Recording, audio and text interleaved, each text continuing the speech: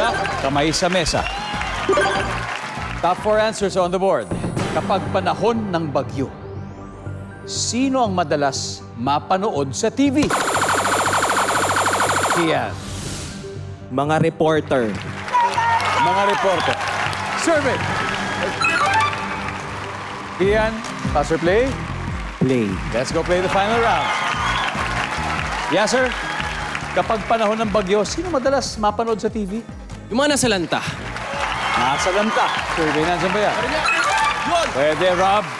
Kapag panahon ng bagyo, sino madalas napapanood sa TV? Mga rescue operations. Rescuers. Akiko, isa na lang. Kapag panahon ng bagyo, sino ang madalas mapanood mo sa TV?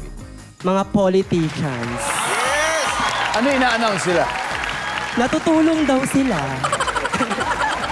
Nandiyan ba ang mga politiko? Kian, kapag panahon ng bagyo, sino madalas mapanood sa TV? Mga nagre-repack. Mga volunteer siguro yan. Nandiyan ba yung survey? Wala. Yasser, last chance. Kapag panahon ng bagyo, sino madalas mapanood sa TV? Siya na lang to. Mga celebrity. Celebrity. Ng tulong. Diba?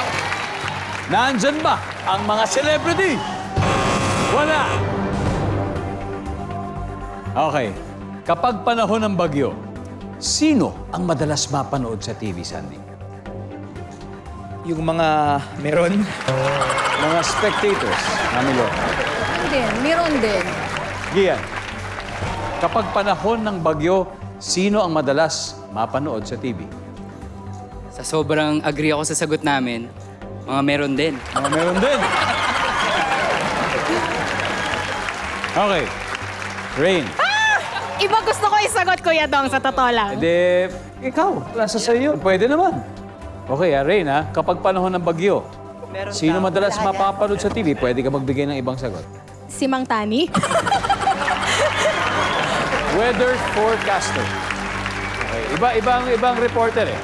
Ngayon ang tanong, meron o wala ang Mang Tani?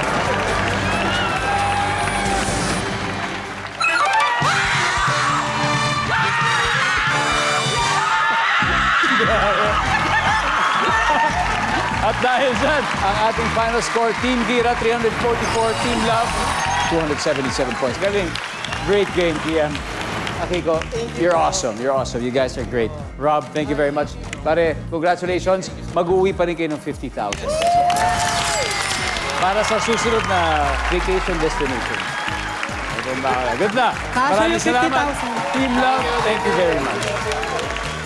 At eto, congratulations. Dahil dyan may 100,000 kayo.